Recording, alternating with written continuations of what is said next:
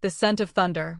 She calculated every risk to escape the storm, but forgot to account for the gravity of her own blood. Chapter 1. Carenza Ravenscroft pushed her chair back from the desk, the sharp scrape of plastic wheels against the hardwood cutting through the oppressive silence of the 36th floor. She rubbed her eyes, pressing her palms against her lids until static stars danced in the darkness, before reaching for the mug beside her laptop. When she stood, her spine offered a dull, aching protest. The fatigue of the week had settled deep into her marrow like an unwelcome houseguest who had overstayed their welcome and refused to pack. At this hour, Kincaid Enterprises was less of an office and more of a glass fortress. The only signs of life were the rhythmic hum of the HVAC system and the localized, low-frequency buzz of the scent extractors running through the vents. The building was designed to scrub the air clean, ensuring the biological hierarchy of alphas, betas, and omegas didn't turn the boardroom into a battlefield. But Carenza had never relied on the building's architecture to hide. She didn't take artificial blockers, the synthetic pills that left a bitter, metallic tang on the tongue. Instead, since the age of 18, she had practiced an ancient, grueling mental lockdown taught to her by an old beta monk. Keep it bound too long, he had warned her, his voice raspy with age, and the pressure will fracture your mind. Carenza had taken the risk anyway. She had watched too many omegas weaponized, hunted, or reduced to their biology in the corporate climbing match. So, she locked it away. She tightened the mental vice until nothing remained but a faint, indistinguishable citrus note, completely masked by an expensive, custom-blended perfume she bought off the underground market. To the world walking these halls, Carenza Ravenscroft was just a highly efficient, entirely uninteresting human. She made her way down the dimly lit corridor toward the break room, her heels clicking softly against the linoleum. The room was dark, save for the blinking green light of the industrial coffee maker. The silent beta cleaner had left hours ago, leaving behind a half-pot of black sludge. Leaning against the cold marble counter, Carenza swallowed a mouthful of the lukewarm coffee. It tasted like ash and battery acid, but it was wet, and it was caffeine. Closing her eyes, she let her head drop back. She tuned her ears to the building, the distant, muffled drone of a vacuum cleaner one floor up, the sigh of the elevator shafts, the steady, rhythmic thump of her own heart. Right, she whispered into the empty room, her voice a low, gravelly rasp. Finish the final Lisbon transition report, drag your pathetic self home, and say goodbye to this place. 2 floors above her, the atmosphere was entirely different. The corner penthouse office was swathed in shadows, illuminated only by the minimalist glow of a designer desk lamp. The light pulled across a massive slab of obsidian marble, casting long, sharp reflections across the floor-to-ceiling windows overlooking the glittering, fog-draped expanse of San Francisco. Kaylin Kincaid stood motionless against the glass. The amber light caught the sharp, striking angles of her jaw and the predatory stillness that characterized one of the city's most ruthless alphas. To the rest of the world, Kaylin was a master of industry, an immovable force. But tonight, beneath the impeccable tailored suit, her chest felt tight. Her instincts were pacing like a caged animal, irritated, scratching at her mind. She didn't know why, and she hated not knowing. Chapter 2. Kaylin Kincaid didn't like anomalies. In her world, everything had a variable, a metric, a predictable outcome. You could read an alpha's ambition by the spike in their scent, an omega's submission by the drop of their shoulders, a human's nervousness by the sweat on their palms. But for 2 years, Carenza Ravenscroft had been a ghost in her machinery. Kaylin turned away from the glass, her gaze drifting to the stack of digital files on her obsidian desk. Right on top was the final Lisbon transition report. It was, as always, painfully correct. For 24 months, Carenza's work had been flawless. No typos, no missed projections, no emotional padding. When corrected or pushed on a deadline in meetings, Carenza didn't flush with anger or wither under Kaylin's heavy, commanding alpha aura. She merely offered a soft, infuriatingly polite smile, nodded, and went back to work. She was a human, or so the file said. But Kaylin's instincts, the deep, primal part of her that had built an empire, refused to accept it. Every time Carenza walked into a room, Kaylin's inner alpha stood at attention, pacing, trying to catch a scent that simply wasn't there. There was only that faint, clean trace of custom citrus that smelled more like an expensive soap than a biological signature. It was maddening. It was the exact reason Kaylin had cleared her schedule for the upcoming week to retreat to her private estate north of the city. She needed space. She needed to purge the phantom pull of a woman who didn't even seem to notice she existed. The soft ping of the executive elevator cut through the silence of the penthouse. Kaylin didn't check the monitor. She already knew the weight of the footsteps entering the car 2 floors below. A dark, quiet amusement tugged at the corner of her mouth, cold and tightly controlled. Snatching her tailored coat from the leather armchair, Kaylin stepped out of her office and pressed the button to catch the elevator before it begins its descent. The elevator ascends to the penthouse floor and the doors open. Carenza didn't jump. She merely stepped to the side, making room in the mirrored car, her eyes fixed forward. The doors closed, sealing them into a moving glass box descending into the belly of San Francisco. The silence between them was heavy, pressurized like the atmosphere before a thunderstorm. 2 years of this. They always seemed to leave at the exact same ungodly hour, ending up in the same elevator, yet they had never spoken a word that wasn't strictly professional. Kaylin stood half a foot taller, her presence filling the small space, her eyes tracking Carenza in the reflection of the glass. Carenza looked exhausted, the dark circles under her eyes prominent, yet her posture remained impossibly straight, her expression entirely serene. Break, Kaylin thought, a dark, sudden urge rippling through her blood. Just once, show me what's behind that soft smile. But Carenza didn't break. As the elevator reached the underground parking garage and the doors slid open, she simply offered that same, maddeningly polite nod. Have a good weekend, Miss Kincaid, Carenza murmured, her voice smooth and entirely devoid of the trembling fear most employees showed in Kaylin's proximity. Before Kaylin could reply, Carenza turned and walked toward her modest sedan, leaving the Alpha standing in the damp air of the garage, her chest tight, and her mind already racing ahead to the quiet solitude of her cabin. She had no idea the ghost she was running from was about to follow her right into the woods. Chapter 3. The corporate retreat program was buried deep within the digital pages of the Kincaid Enterprises Employee Handbook, a heavily subsidized benefit for upper management burned out by the relentless pace of the tech and financial sectors. The sanctuary, the HR portal called it. A cluster of isolated, high-end cabins nestled in the redwoods north of San Francisco, designed for total silence and mental reset. Carenza had booked cabin 4 3 months ago, specifically planning her arrival for the weekend immediately following her final transition report. What the HR automated booking system failed to mention, however, was the architectural layout of the estate. The employee cabin sat nestled in the dense, shaded valley of the property.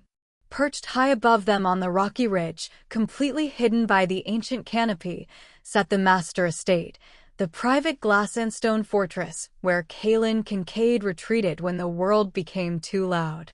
To Carenza, it was just a quiet sanctuary to finally shed 2 years of exhausting armor. To Kaylin, it was an intrusion she hadn't anticipated. Sitting at the cedar desk in her high-ridge master bedroom, Kaylin stared at the tablet in her hand. The glow of the screen lit the dark room, casting long shadows against the exposed wood beams. It was nearly midnight, and the official notification from Global HR had just hit her inbox. LOA/International Transfer Approval, Ravenscroft, Carenza. Position: Managing Director, Lisbon Operations. Effective date, 1st of the upcoming month. Kaylin's thumb hovered over the digital signature line. Her jaw tightened, the muscles shifting beneath her smooth skin. For 2 years, she had watched this woman. For 2 years, she had let herself be quietly, maddeningly haunted by a human who refused to give her an inch of leverage, an inch of emotion, or a single hint of a biological scent. And now she was leaving, moving across an ocean to manage a massive territory entirely out of Kaylin's orbit. Kaylin's inner alpha roared at the notification, a primal, possessive urge demanding she reject the transfer, keep Kerenza in San Francisco, keep her on the 36th floor where Kaylin could trace her shadow every single night. But Kaylin Kincaid was a CEO first. She was a master of self-control. To deny a flawless employee a massive career progression based on a silent, unexplainable fixation would be a weakness. It would expose the fact that the cold, unshakable Kaylin Kincaid had a vulnerability. With a sharp, clinical flick of her wrist, Kaylin signed the document. Approved. She tossed the tablet onto the bed, letting out a heavy, ragged breath. Let her go, she told herself, staring out into the dark, whispering redwood forest. Lock it down. Forget her. By next month, she's someone else's problem. Down in the valley, the tires of Kerenza's sedan crunched softly over the gravel driveway of Cabin 4. The air out here was thick with the scent of damp earth, pine needles, and incoming coastal fog. It was heavy, clean, and completely devoid of the synthetic scrubbers of Kincaid Enterprises. Kerenza killed the engine, the sudden silence of the forest wrapping around her like a blanket. She carried her single suitcase inside the rustic, beautifully appointed cabin. The interior was warm, smelling of cedar and beeswax. She didn't bother unpacking. She locked the heavy wooden front door, walked straight into the bedroom, and dropped onto the edge of the mattress. For a long moment, she just sat there, listening to the wind sighing through the redwoods outside the open window. Then, she closed her eyes, took a deep, shuddering breath, and did something she hadn't done since she was 18 years old. She let go. The mental vice she had kept clamped around her core for nearly a decade slowly, agonizingly uncoiled. The ancient discipline she had learned from the Beta monk relaxed, piece by piece, layer by layer. The effect was instantaneous and overwhelming. The synthetic, custom-blended citrus perfume she wore was entirely vaporized as her true biological nature flooded the room. It didn't trickle out, it burst forth. A rich, intoxicating wave of pure, unadulterated omega scent filled the small cabin. It was a dizzying blend of wild honey, crushed jasmine, and a deep, velvety vanilla undertone, warm, sweet, and fiercely potent. Kerenza let out a soft, breathless gasp, her shoulders dropping as a wave of sheer, physical relief washed over her. Her skin flushed, her pulse quickening as her body finally breathed. She felt lightheaded, almost drunk on her own biology after years of suffocating it. Finally, she whispered, burying her face in her hands, letting the golden, sweet scent pool in the room and drift quietly out of the open window, carried upward by the rising night breeze. Chapter 4. Up on the ridge, the stone and glass walls of the master estate felt less like a sanctuary and more like a high-end vault. Kaylin paced the length of her living room, her chest tight, the phantom itch in her blood growing sharper by the second. Signing Kerenza's transfer hadn't brought the closure she expected. It had only stoked a quiet, simmering frustration. She needed an outlet. She needed to run until her lungs burned and her mind finally went quiet. Slipping into her running gear, Kaylin bypassed the paved paths surrounding the main house. She didn't want the manicured loops.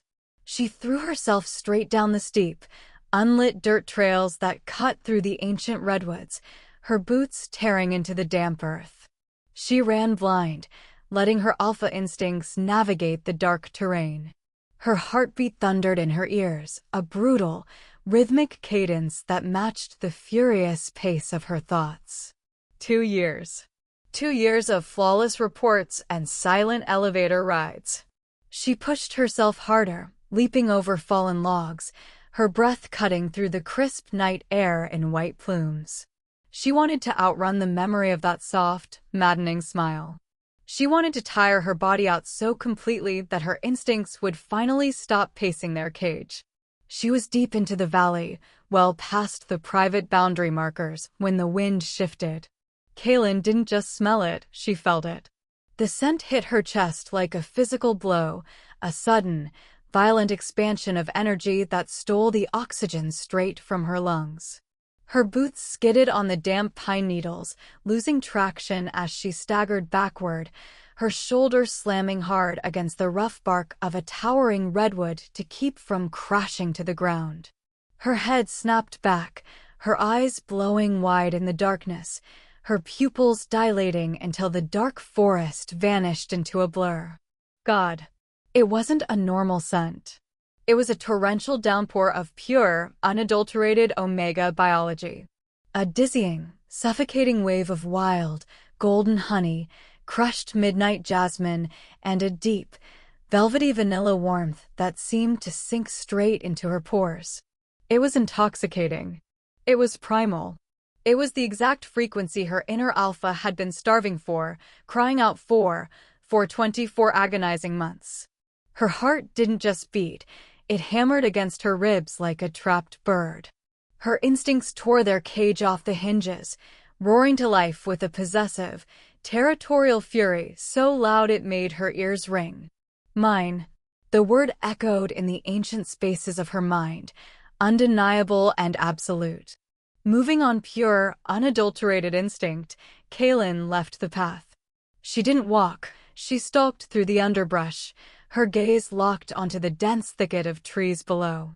The air grew thicker with every step, the sweet, heavy notes of jasmine and honey wrapping around her throat, pulling her forward on an invisible chain. Through the parting branches, the dark silhouette of a cedar structure emerged. Cabin 4. Kaylin approached with predator silence, her breath shallow, her jaw tight as she tracked the invisible current of scent. It was billowing out of a single open window on the side of the cabin, illuminated by the faint, warm glow of a bedside lamp inside. Step by agonizing step, Kaylin closed the distance until she stood just outside the window, hidden by the deep shadows of the overhanging roof.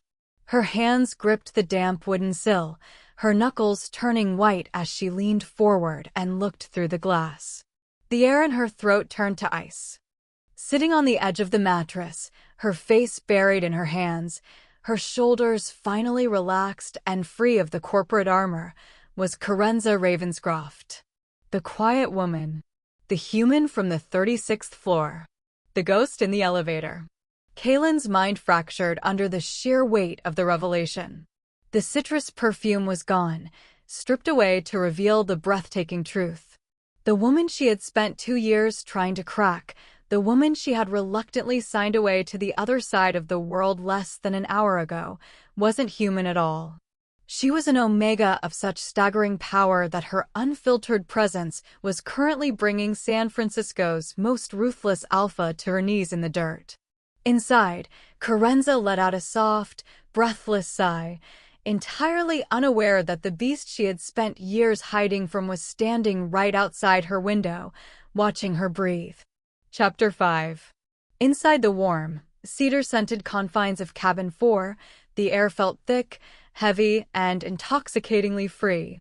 For the first time in a decade, Kerenza's lungs didn't ache from the phantom constriction of her own self-imposed cage. The honey and jasmine of her scent swirled around her, a golden blanket of comfort that made her feel, for a fleeting moment, safe. Then, the temperature in the room seemed to plummet. The hairs on the back of Kerenza's neck stood up. A sudden, sharp prickle of static electricity raced across her bare arms, making her skin prickle. And then came the scent. It didn't drift through the window, it slammed into the room like a localized weather system. A dark, crushing wave of ancient oak, the sharp, electric bite of ozone, and the heavy, humid pressure of an oncoming thunderstorm. It was an alpha scent, but not just any alpha. It was a dominant biological signature so dense and pressurized that it physically crowded out the oxygen in the room. Kerenza's hands froze against her face. Her heart stopped, then gave a violent, panicked leap against her ribs. No. No, no, no. She knew that scent. She had spent 2 years pretending she couldn't smell it every time she stepped into the executive elevator. She had spent 24 months training every muscle in her face not to react when that exact storm-like aura filled the boardroom on the 38th floor. Kaylin Kincaid was outside. Panic, cold and sharp, flooded Kerenza's veins, entirely replacing the soft lethargy of her Omega biology. The ancient discipline she had practiced since 18 screamed at her to slam the iron gates back down, to lock the honey and jasmine away, to swallow it until her throat bled. But her body refused. After years of being starved, her Omega nature had tasted freedom, and it was currently refusing to go back into the dark. It was reacting to the thunderstorm outside, pulsing outward in a soft, defensive invitation that Kerenza couldn't stop. Her breath hitching in her throat, Kerenza slowly lowered her hands and turned her head toward the dark glass of the open window. The shadows outside shifted. A figure stepped into the sliver of warm light cutting across the sill. Kaylin Kincaid stood tall, her shoulders broad, her athletic frame clad in dark running gear that made her look like an apex predator cut from the night itself. Her jaw was clenched so tightly the muscle ticked, and her eyes, usually a calculated, piercing gray, were dark, blown out with a dangerous, instinctual heat. The silence between them was no longer the polite, heavy silence of the 36th floor. It was a raw, evolutionary wire pulled taut to the snapping point. "Miss Ravenscroft," Kaylin murmured. Her voice wasn't its usual crisp, corporate baritone. It was a low, gravelly vibration that rattled straight through the floorboards and vibrated in Kerenza's chest. Kerenza gripped the edge of the mattress, her knuckles turning white as she forced her voice to remain steady, trying desperately to cling to the fragments of the human mask she had worn for 2 years. "Miss Kincaid," Kerenza replied, her voice trembling just enough to betray her. "You're trespassing." A dark, dangerous smile tugged at the corner of Kaylin's mouth, though her eyes remained fiercely locked onto Kerenza's. "On my own estate, Kerenza? I don't think so." Kaylin took a slow, deliberate breath, inhaling the heavy air of the room, her chest expanding as if she were drinking Kerenza in. "But I think the real question is, who have I been employing for the last 2 years? Chapter 6. Kerenza didn't answer. Instead, she bolted her jaw shut and desperately reached inward, trying to find the mental levers of the ancient discipline she had relied on for a decade.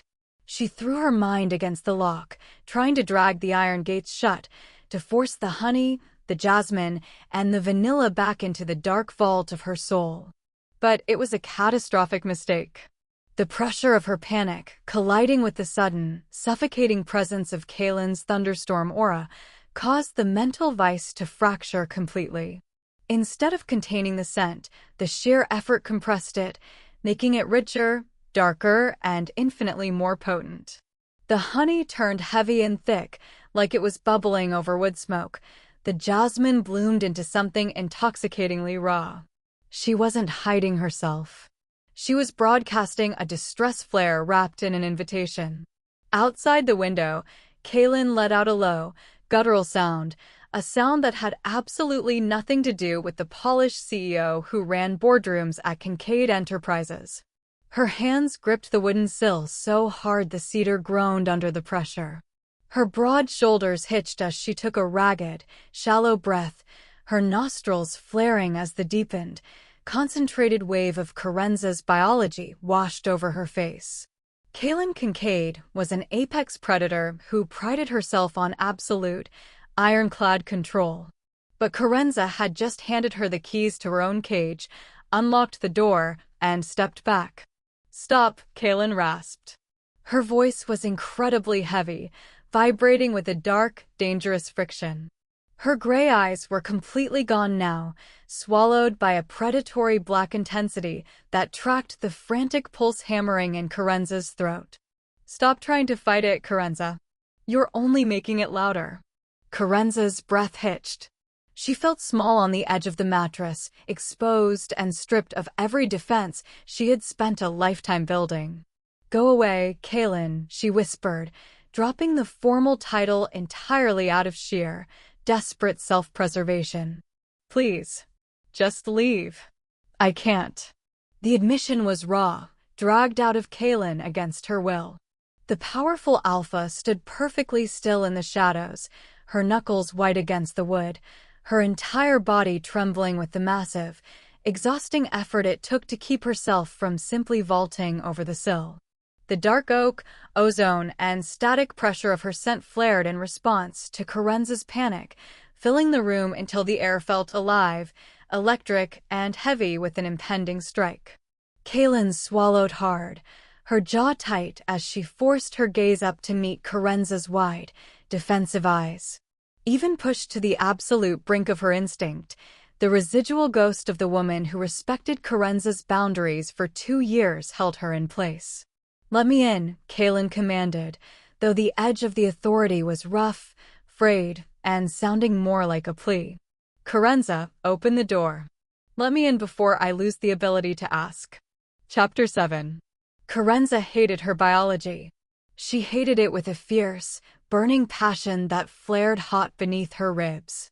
For 10 years, she had believed she was the master of her own temple, that her intellect and her ironclad will were enough to conquer the ancient, primitive chemistry of her blood. But biology was a cruel, mocking master. Before her brain could process a single coherent thought, before her logic could formulate a defense or a rejection, her legs moved.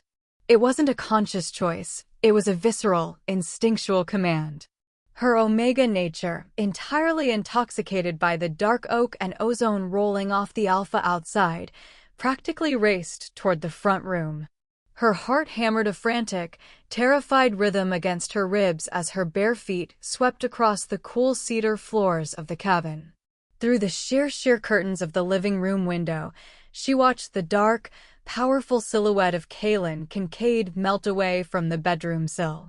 Kaylin walked around the perimeter of the cabin, her strides slow, deliberate, and heavy with predatory intent. Every footstep outside seemed to echo inside Kerenza's skull.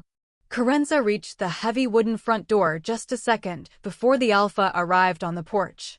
Her hand hovered over the brass lock, her fingers trembling so violently they clattered against the metal. "Stop," she screamed at herself internally. "Think. If you turn this key, everything you built for 2 years, the Lisbon office, your independence, your privacy, it all burns."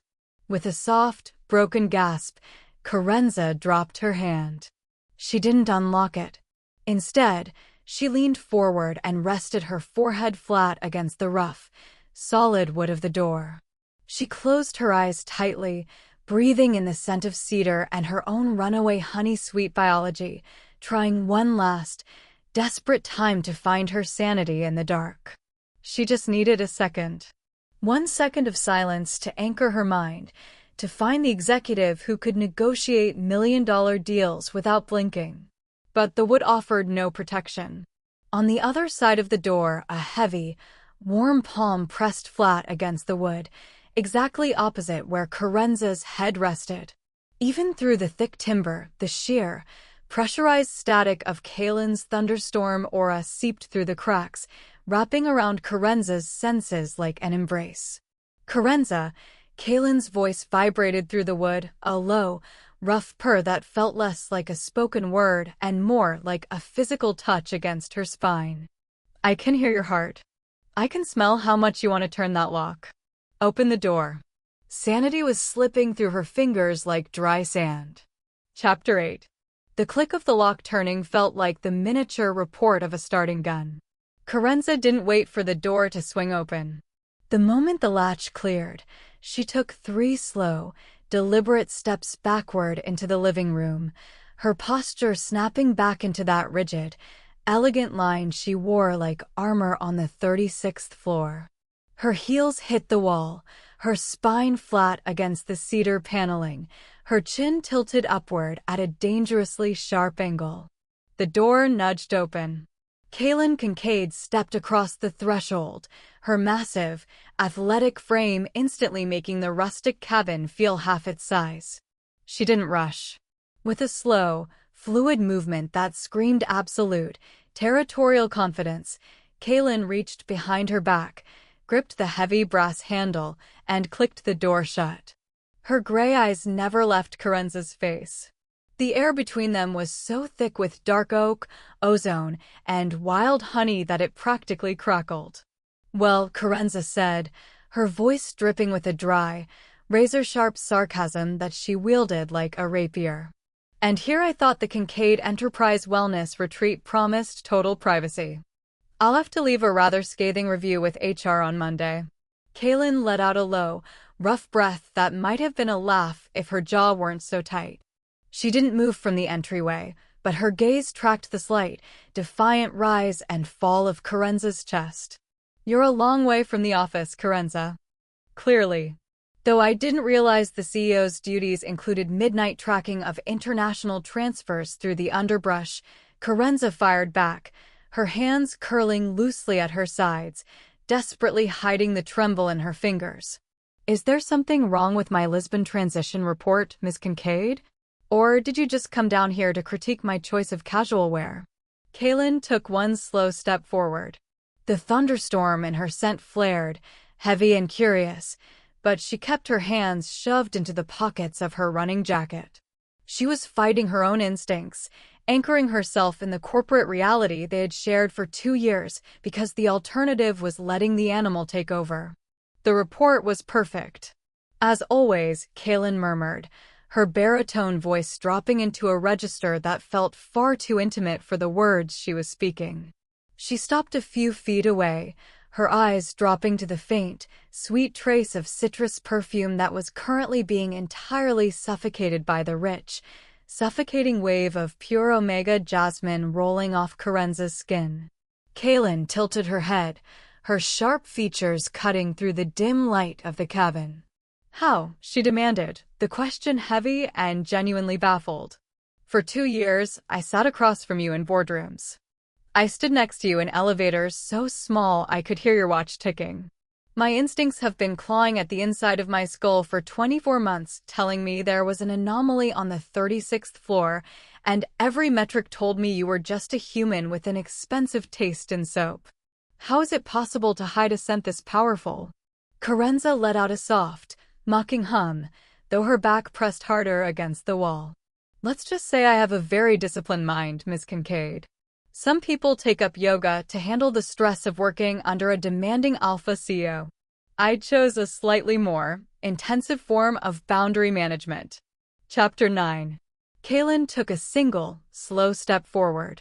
The space between them shrunk to a handful of feet, and the dark oak in the air deepened, pressing against Kerenza's jasmine like a physical weight. "Boundary management," Kaylin repeated, the words rolling off her tongue with a dark, appreciative amusement. She took her hands out of her pockets, her movements fluid and entirely unhurried. An impressive term. Very corporate. But let's test the metrics of that discipline, shall we? Kerenza didn't flinch, though her knuckles scraped against the rough cedar wall behind her. "I don't recall this being on my annual performance review." "Consider it a late addition," Kaylin murmured, taking another measured step. Now, she was close enough that the ambient heat radiating from her body cut through the chill of the cabin. Her gray eyes drifted down to the sharp, defiant line of Kerenza's collarbone before snapping back up to lock onto her gaze. "Step 1. You've been suppressing a biological imperative for 10 years. That requires an immense amount of cognitive control. But control is finite, Kerenza. What happens when the variable changes?" "The variable hasn't changed," Kerenza said, her voice clipped, sharp, and dripping with defensive irony.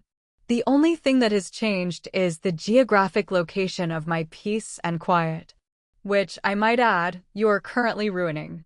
The variable changed the moment I walked through that door, Kaylin countered, her voice dropping an octave, becoming a low, gravelly vibration that sent a traitorous shiver straight down Kerenza's spine. Kaylin took the final step. Now, there was less than a foot of air separating them. Kaylin didn't touch her. She kept her hands at her sides, but her commanding, powerful presence completely boxed Kerenza against the wall. The thunderstorm scent of ozone and electric tension was absolute, filling Kerenza's senses until she couldn't remember what the cedar of the cabin smelled like. Step 2, Kaylin whispered, leaning in just enough that her breath brushed against the shell of Kerenza's ear. You can control your face. You can control your voice. You've spent 2 years proving you can even control your pheromones when you want to. Kaylin's gaze dropped to the base of Kerenza's throat, where a tiny, frantic pulse was hammering visibly against the pale skin. But you can't control your heart, Kerenza. It's racing. And your scent. Every time you try to push me away, it just gets sweeter. Kerenza's breath hitched, her lungs starving for air that wasn't saturated with Kaylin's intoxicating oaken thunderstorm aura. Her defensive shield was fraying at the edges, the sarcasm losing its razor edge against the raw, overwhelming proximity of the alpha. Are you quite finished with your analysis, Ms. Kincaid? Kerenza breathed, her chin still tilted up, her eyes flashing with a dangerous mix of defiance and desire. Or, do you have a step 3 you'd like to file in triplicate? Kaylin's eyes darkened, a slow, predatory heat flaring in the gray depths as she looked down at the soft, maddeningly stubborn smile Kerenza was still trying to maintain. Step 3, Kaylin murmured, her hand finally moving, her fingers hovering just a millimeter away from Kerenza's jawline, not quite making contact, but letting the static electricity of her skin bridge the gap. Is admitting that the discipline failed the second you turned that lock. Chapter 10. Kerenza's lungs burned. The air in the tiny gap between them was pure electricity, so thick with the coming storm that she could taste the sharp, metallic tang of ozone on the back of her tongue. Her heart was beating a frantic tattoo against her ribs, completely mocking her efforts to play the unbothered executive. Even now, with her back pinned to the cedar wall and Kaylin's fingers hovering a mere millimeter from her jaw, she scrambled to grab the absolute last thread of her defensive armor. She tilted her chin up, looking straight into those dark, blown-out gray eyes, and let out a soft, breathless laugh. Step 3 is a highly speculative conclusion, Ms. Kincaid. If I wanted a lecture on my lack of discipline, I would have stayed in the tech sector. Is that your final report, Kerenza? Kaylin rumbled, her voice dropping into a register so low it was almost entirely an animalistic vibration. File it under, pending review, Kerenza whispered, her lips parting as her chest heaved against the suffocating gravity of the alpha. Kaylin didn't answer with words. She took a deep, jagged breath and let her control fracture. The dark oak, ozone, and thunderstorm of her scent didn't just leak out, it exploded.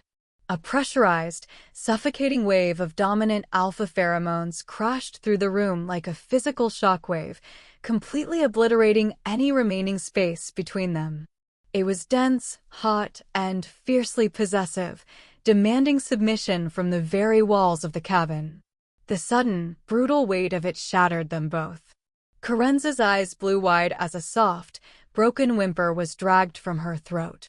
Her mind went entirely, blissfully blank. The iron gates she had spent a decade guarding didn't just open, they were ripped completely off their hinges. Abandoning the battle, Kerenza reached out, her hands slamming into the rough fabric of Kaylin's running jacket, her fingers curling tight into the material as she aggressively pulled the alpha down to her level. The collision was instant and total. The corporate world, the Lisbon office, the 24 months of silent elevator rides, it all vaporized into ash. Kaylin's mouth crashed onto hers with a desperate, starved hunger, a brutal release of 2 years of unacknowledged obsession. Kerenza met her stroke for stroke, her hands sliding up Kaelin's chest to tangle fiercely in the short, soft hair at the nape of her neck. They moved together like a single entity driven by a raging fire. Kaelin's hands came out of her pockets, her large palms framing Kerenza's waist, lifting her slightly off the floor as she pressed her body completely into the cedar wall. The wood groaned under their combined weight, but neither of them felt it.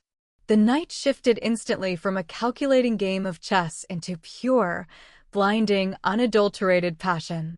Kaelin tore her mouth away from Kerenza's lips, trailing a line of hot, biting kisses down the sharp line of her jaw to the sensitive expanse of her throat. Kerenza arched her neck, her breath hitching in white-hot gasps as Kaelin's teeth grazed the delicate skin right over her racing pulse. Deep within Kaelin's mind, the ancient, feral alpha instinct screamed to bite.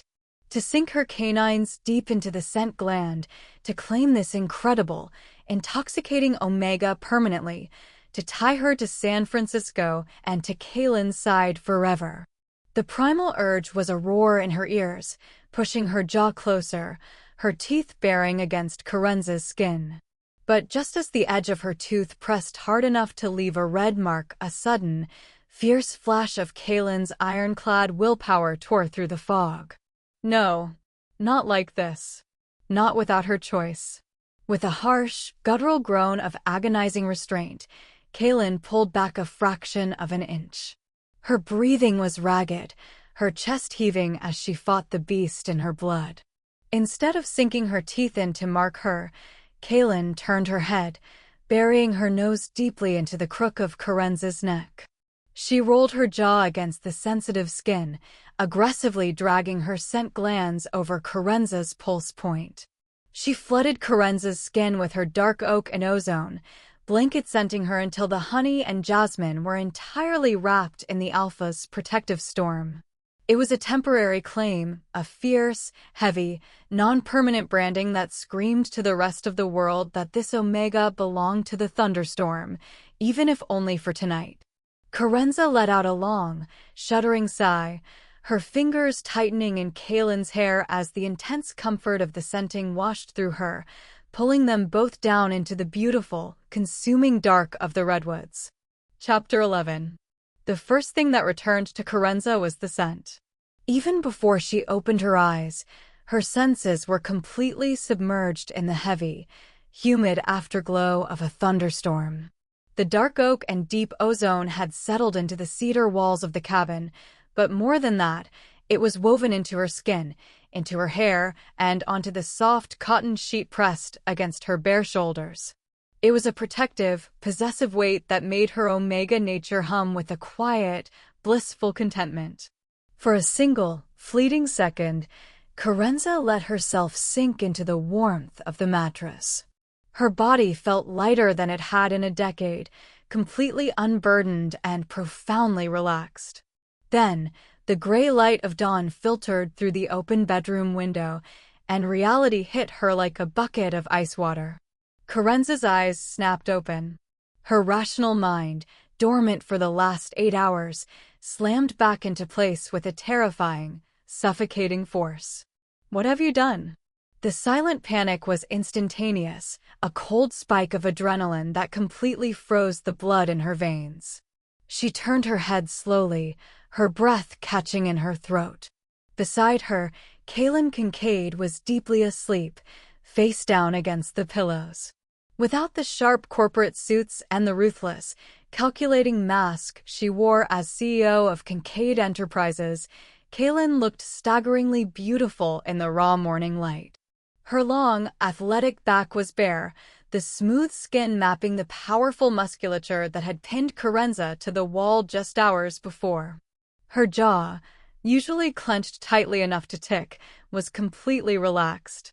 But it was the scent rolling off the alpha in her sleep, mellowed now, like damp wood after a hard rain, that made Kerenza's chest tighten. Kaelin had blanket scented her. She had used an agonizing amount of control not to bite, not to claim her permanently, but she had still branded Carenza with her essence. Carenza looked at the digital clock on the nightstand. 5:14 a.m. The Lisbon flight was in less than 3 weeks, but her life in San Francisco was over today.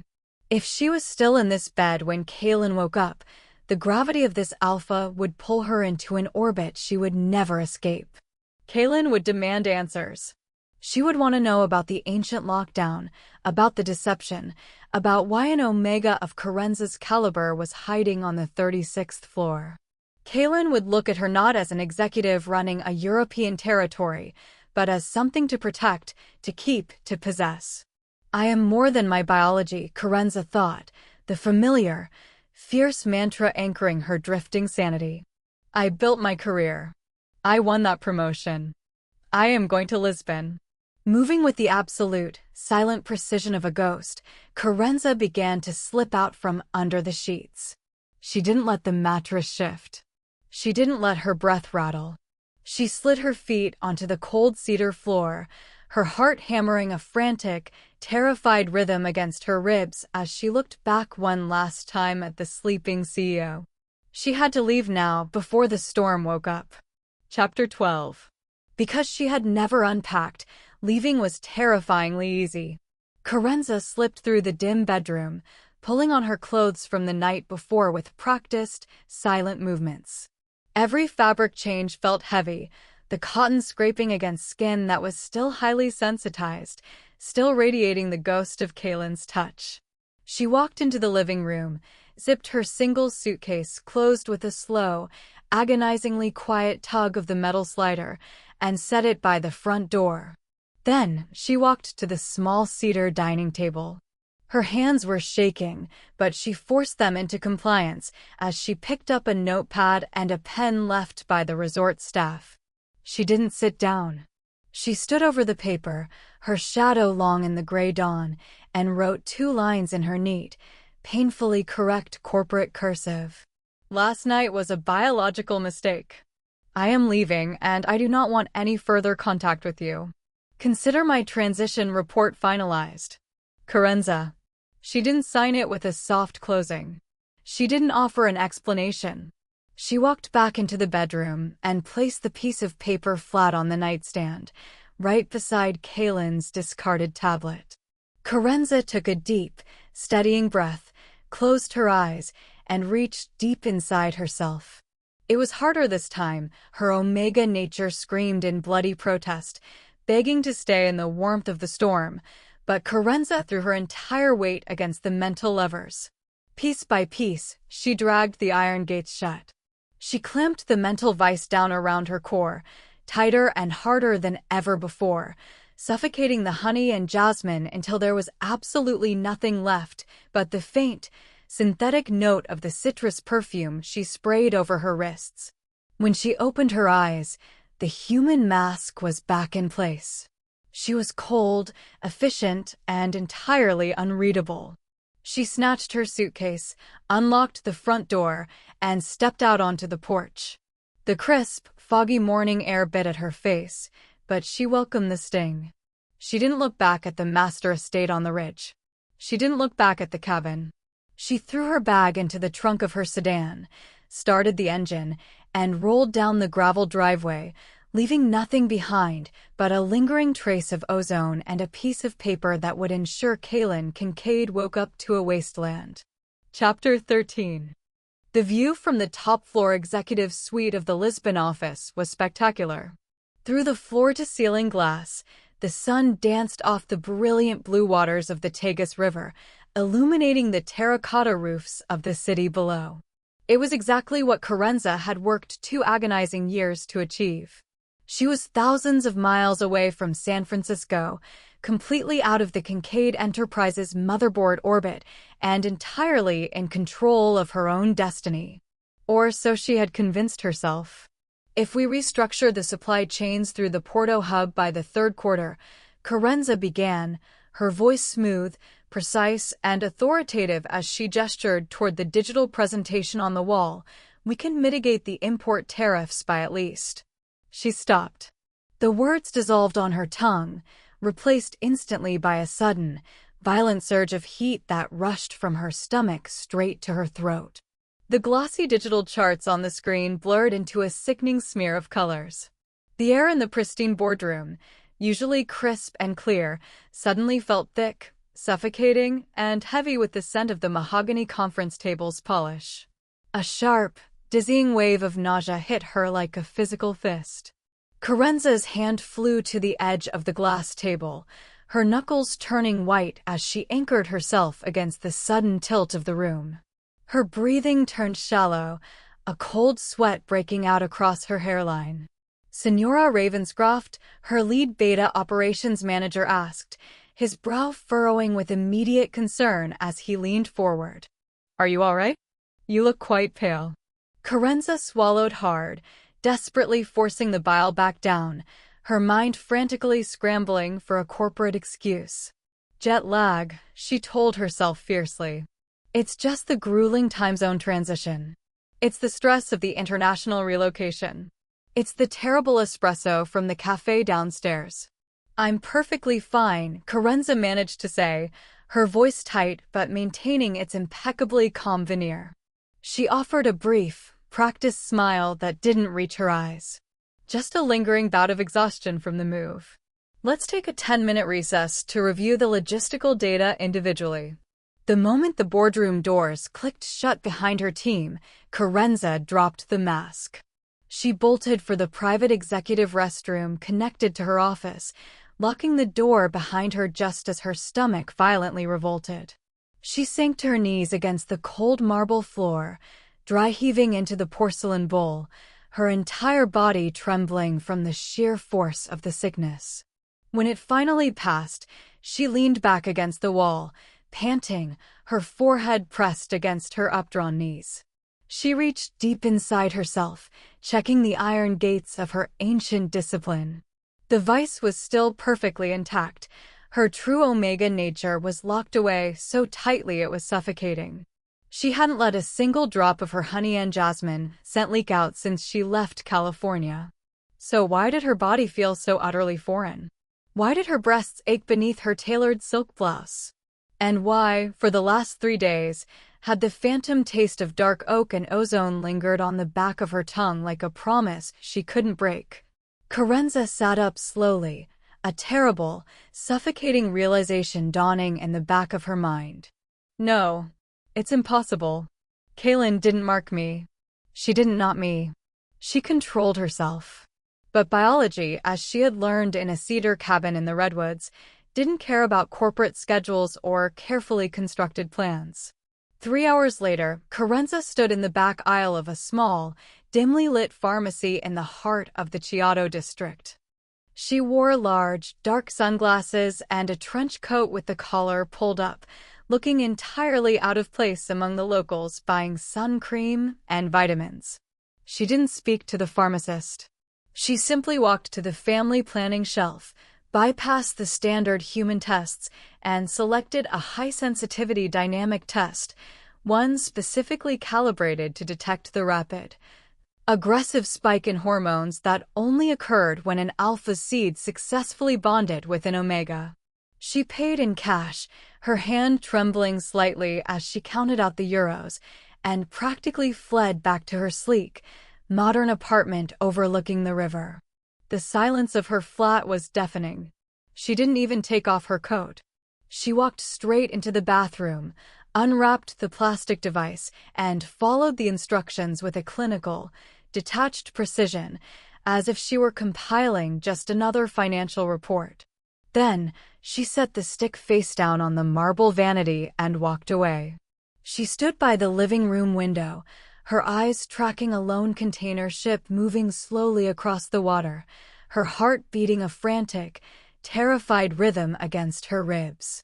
She counted to 300. 5 minutes. 5 minutes to determine if her independent, carefully walled-off life was about to be permanently rewritten. When she walked back into the bathroom, the air felt thin. She picked up the plastic stick and turned it over. 2 dark, bold, unmistakable blue lines stared back at her. Beside them, the digital indicator read, positive. 4 to 5 weeks.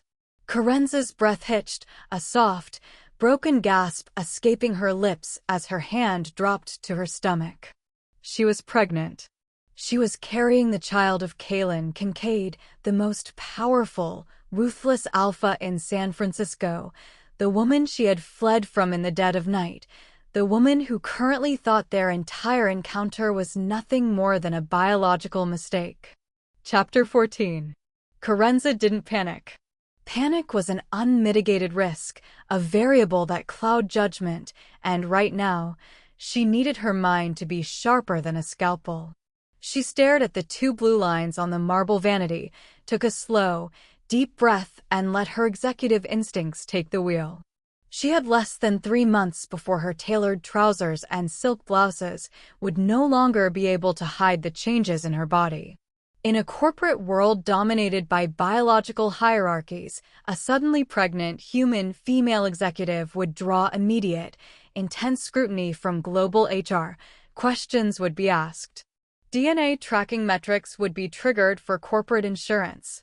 And if Kaylin Kincaid's legal team got even a whisper of a child born to an employee from the 36th floor, the fortress Carenza had built around herself would be dismantled in an afternoon.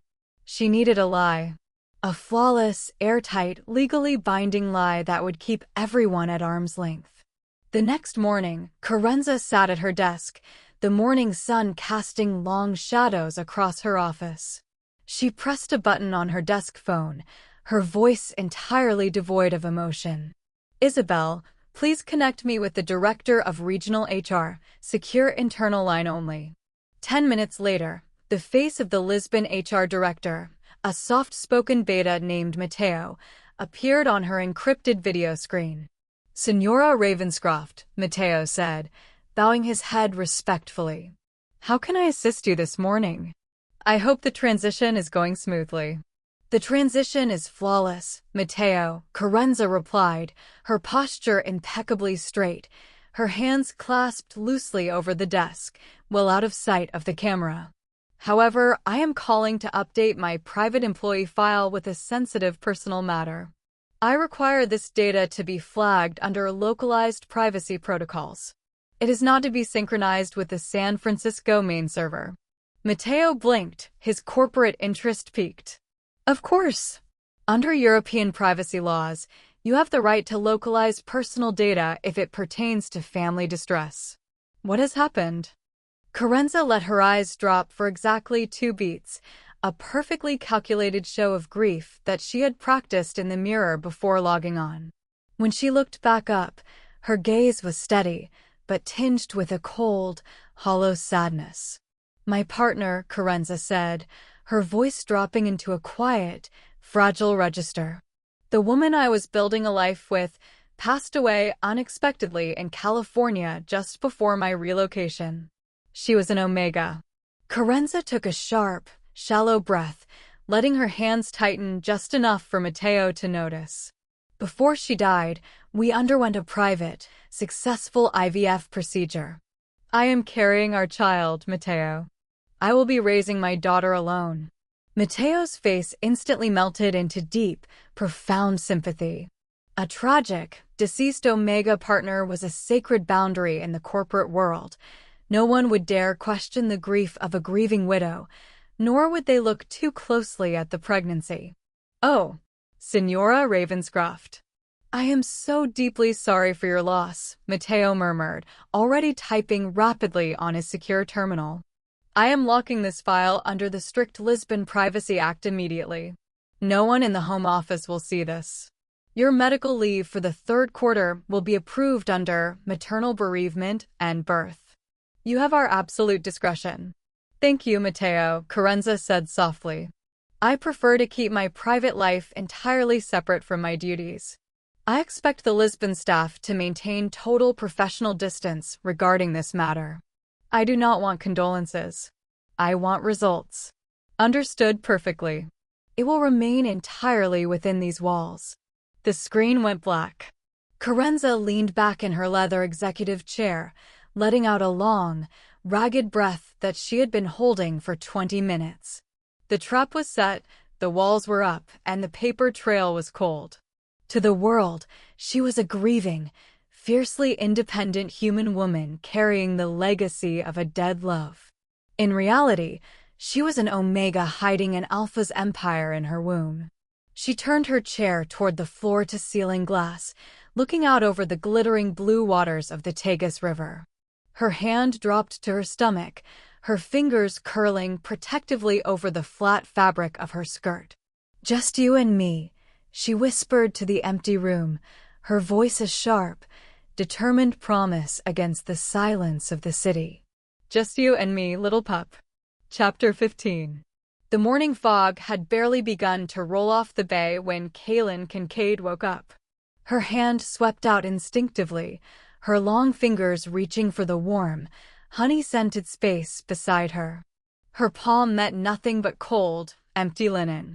Kaylin's eyes snapped open, the lazy contentment of her inner alpha instantly vaporizing. She bolted upright, her gaze sweeping the bedroom of Cabin 4.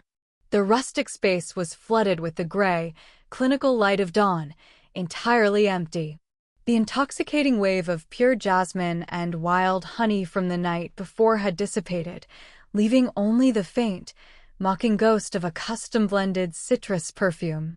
Then, her eyes fell on the nightstand. The small square of white paper sat directly beside her digital tablet. Kaylin snatched it, her jaw clenching so hard a sharp pain shot up her temple as her eyes tracked Karenza's neat, painfully correct corporate cursive. "A biological mistake. I am leaving, and I do not want any further contact with you." Kaylin crumpled the paper in her fist, a low, animalistic roar tearing from her throat, rattling the glass of the bedroom window. Her dark oak and thunderstorm scent flared with a violent, territorial fury. Her instincts screamed at her to throw herself out the door, to track the tire tracks in the gravel, to hunt down the sedan until she dragged her Omega back to the ridge.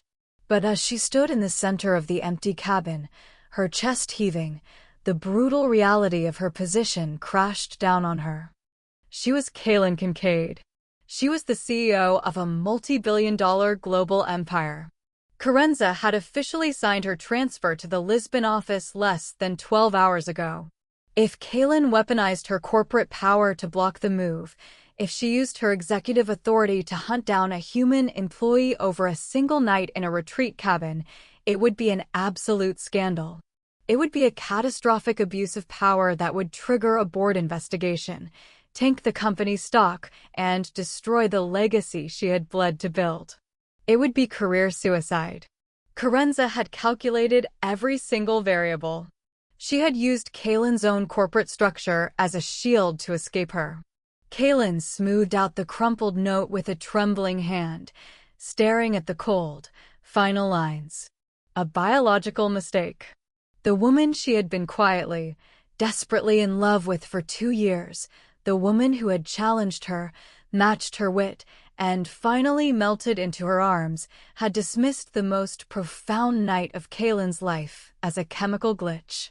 "Fine," Kaylin whispered into the empty room, her voice turning to absolute ice as she tossed the paper into the hearth. "You want professional distance, Ms. Ravenscroft? You've got it." By Monday morning, the change at Kincaid Enterprises was palpable. The 38th floor, usually quiet, now felt like a high-altitude vault of liquid nitrogen. Kaylin Kincaid didn't just return to work, she became a machine. If she had been a demanding, tightly controlled alpha before, she was now a tyrant of efficiency.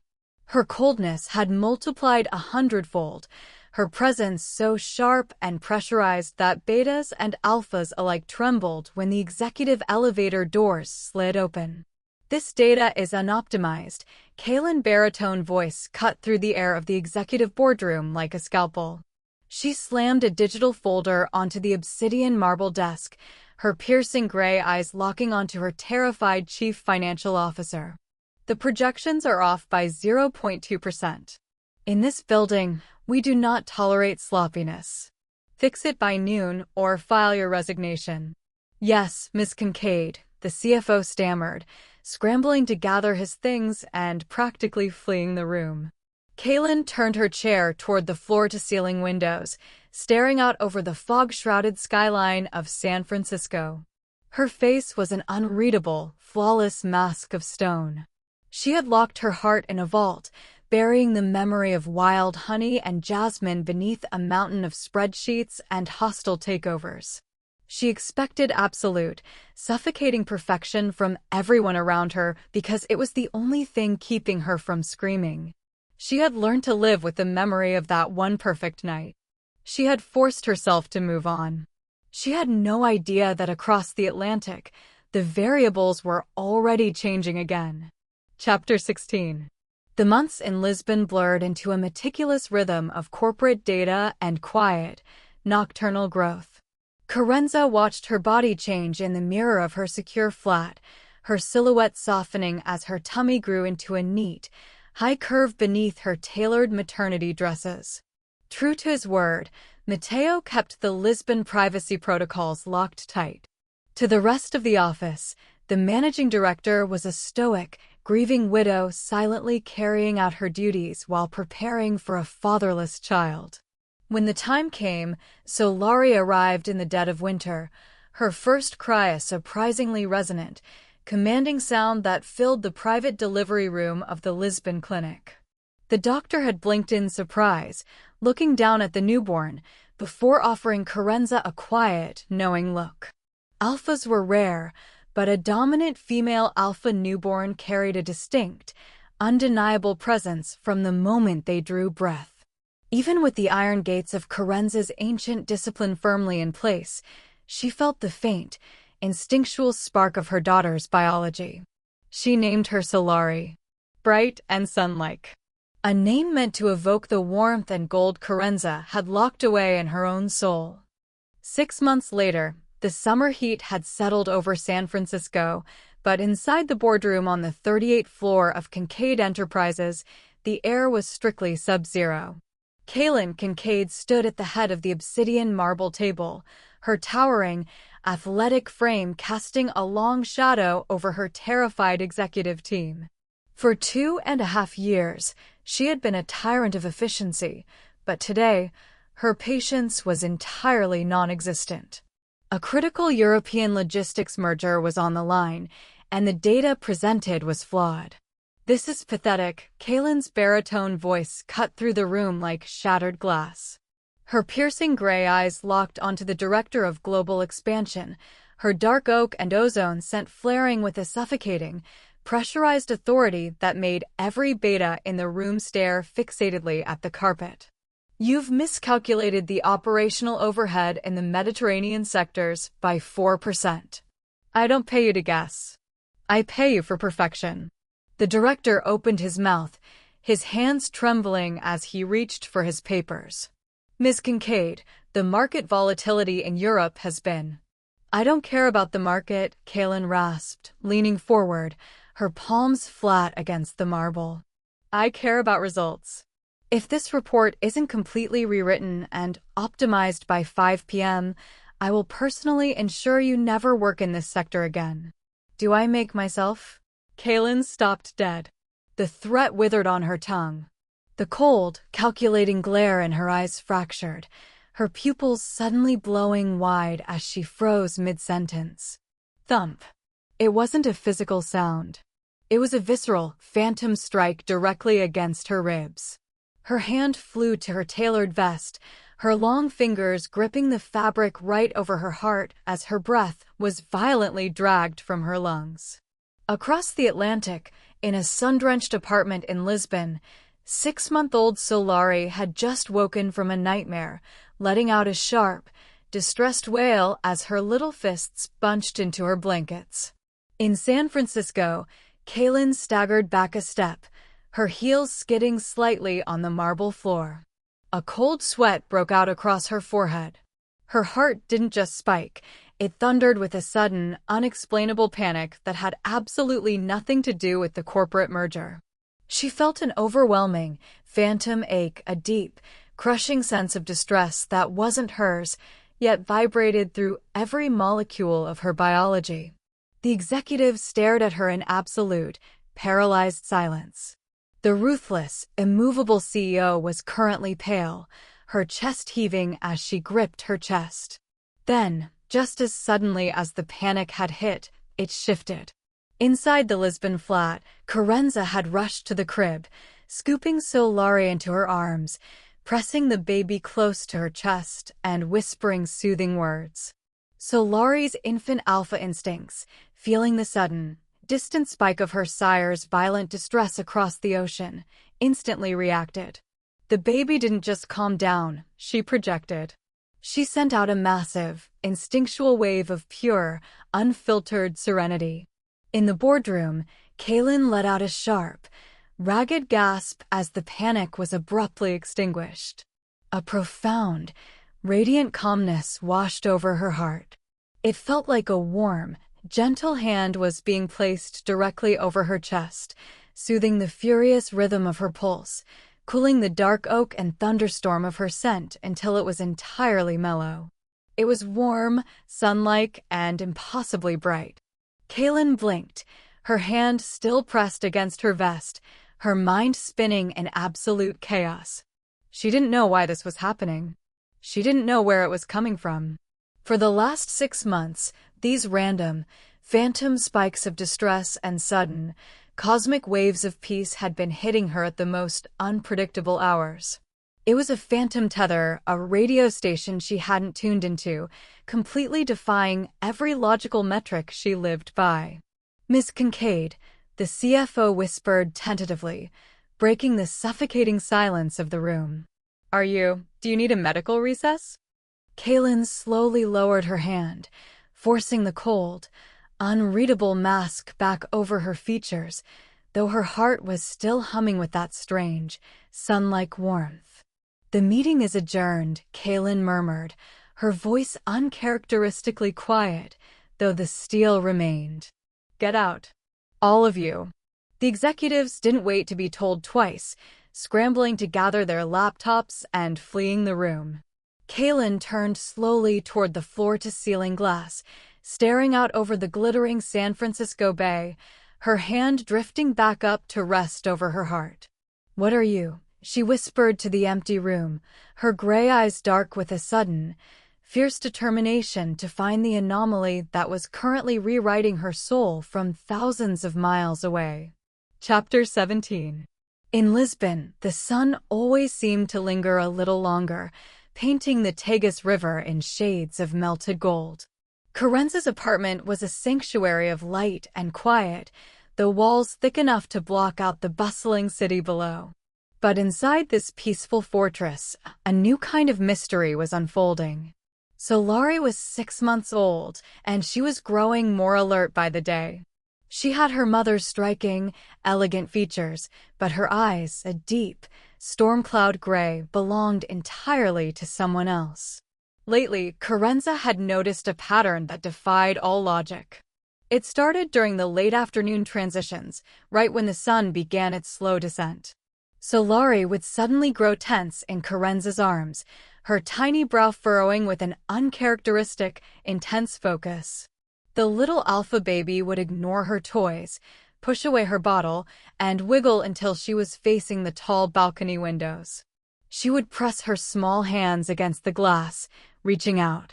Not toward the river, and not toward the bustling streets of Lisbon. She reached directly west. Toward the Atlantic. Toward San Francisco. "What is it, my sweet girl?"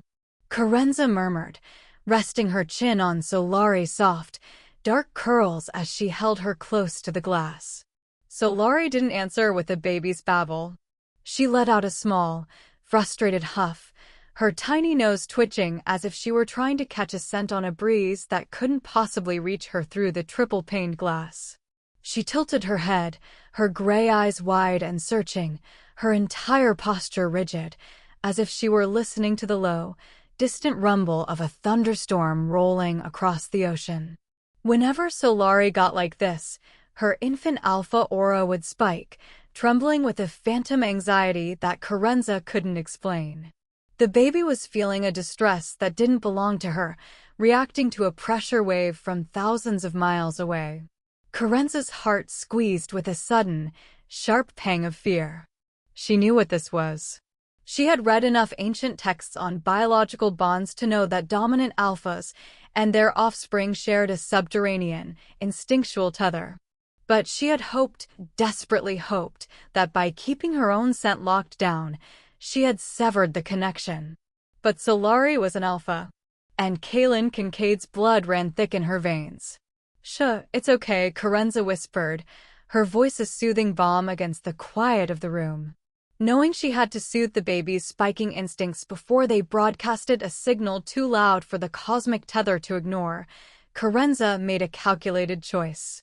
She looked around the empty apartment, ensuring the balcony door was locked and the air filtration system was running on high. Then, very slowly, she reached inward and loosened a single link of the iron chain around her core. She didn't open the gates. She didn't let the torrent of her biology escape. She merely let a soft, controlled trickle of her true omega scent seep out into the room. A gentle, warm wave of wild honey and crushed jasmine slowly bloomed in the space surrounding the crib. It was a soft, maternal embrace, designed to wrap around Solari's senses and ground her. The effect was instantaneous. Solari let out a long, shuddering sigh, her tiny fingers relaxing against the glass. The tension drained from her little shoulders as she inhaled her mother's comforting, golden scent. She turned her head away from the window, burying her face into the crook of Kerenza's neck, her thumb finding her mouth as she finally drifted back into a peaceful sleep. Kerenza rocked her slowly, staring out the window toward the darkening western horizon. The sky was bruising into a deep, stormy purple, and, for a fleeting second, Kerenza could swear she felt the faint, electric tingle of ozone against her skin. "You can't have her, Kaylin," Kerenza whispered into the twilight, her grip tightening protectively around her sleeping daughter. "I won't let your storms sweep her away." Chapter 18. In San Francisco, Kaylin Kincaid approached the mystery of her own mind with the same ruthless, analytical precision she used to take down competitors. She didn't believe in magic, she didn't believe in ghosts, and she certainly didn't believe in unprompted neurological glitches. Everything had a source code. She just had to find it. On her tablet, tucked behind 3 layers of corporate encryption, Kaylin kept a log. Every time the phantom strike hit her ribs, every time the sun-like warmth flooded her chest and forced her dark oak and thunderstorm aura to go quiet, she logged the exact millisecond. June 14th, 2:14 a.m. Pacific Standard Time. June 28th, 11:42 a.m. Pacific Standard Time. July 03, 5:01 p.m. Pacific Standard Time. She began to experiment. Kaylin was a master of self-regulation, capable of manipulating her own biometric data through sheer willpower. In the privacy of her obsidian-paneled office, she tried to force the anomaly's hand. She induced artificial stress. She ran on the treadmill until her heart rate spiked to dangerous levels. She forced herself into grueling, 96-hour work benders. She even simulated executive panic before artificial deadlines. Nothing happened. The air stayed cold. The phantom hand never materialized. The waves only came when the threat was real. It only happened when she was truly cornered, when her inner alpha was genuinely pacing its cage in authentic, suffocating distress. Only then would the cosmic radio station crackle to life, broadcasting a radiant, blinding serenity that smoothed out her jagged edges. It was a localized, highly specific antidote, and it only triggered when she was actually bleeding. It was maddening. It was an equation with a missing variable she couldn't solve. Realizing she was hitting a wall, Kaylin bypassed the Kincaid Enterprises executive medical team. She couldn't risk a single rumor about her mental state leaking to the board. Instead, she arranged a midnight meeting in a private, high-end neurological lab in the Mission District, owned by a brilliant, retired beta researcher who owed his entire career to a Kincaid grant. Dr. Aris sat across from Kaylin, looking at the pristine biometric data sheets she had thrown onto his desk. He adjusted his glasses, his eyes moving from the graphs to the cold, unreadable face of the Alpha CEO. Your neural pathways are entirely optimal, Ms. Kincaid, Eris said, tapping the screen. There is no evidence of a tumor, no chemical imbalance, no micro-seizures. Mechanically speaking, your brain is a flawless machine. I didn't come here for a compliment, Eris, Kaylin rumbled, her baritone voice low and dangerous in the quiet lab. She leaned forward, the dark oak and ozone of her scent flaring just enough to make the beta swallow hard. Hypothetically, if a dominant alpha experiences sudden, profound shifts in their biological aura, shifts that perfectly counteract their actual, real-time psychological distress, what is the neurological framework? Eris leaned back, rubbing his chin. Hypothetically, it sounds like a ghost loop. A phantom feedback bond. Kaylin's gray eyes narrowed into silver slits. Speak English, doctor. In rare cases of extreme instinctual synchronization, usually during an unmasked, high-intensity mating event, the biological frequencies of two dominant systems can leave a permanent imprint on one another, Eris explained carefully, choosing his words as if navigating a minefield. But what you're describing, a system that only responds to authentic distress, that isn't a phantom loop between two adults. Adults have too much cognitive interference. They fight the bond. They use logic. Eris paused, looking intently at Kaylin. There is only one organism in the known biological hierarchy capable of reacting purely, instantly, and flawlessly to an alpha's genuine distress wave without any cognitive delay. Kaylin's heart gave a strange, violent thud against her ribs. What? A biological cub, Eris whispered. An infant alpha. A child whose system is still entirely hardwired to the survival frequency of their sire. If a sire is in true danger, the child's biology will instinctively project a calming frequency to lower the parent's heart rate, ensuring the protector stays alive. It's an evolutionary survival mechanism, Ms. Kincaid. But for it to happen over a distance, the genetic resonance would have to be staggering. The lab went completely, suffocatingly quiet. The air in the room turned to absolute ice as Kaylin's thunderstorm scent flared so violently it tripped the low-frequency extractor on the wall. Her mind fractured under the weight of the doctor's words, the gears spinning backward through time, tearing through the mountain of spreadsheets and hostile takeovers she had buried herself in for months.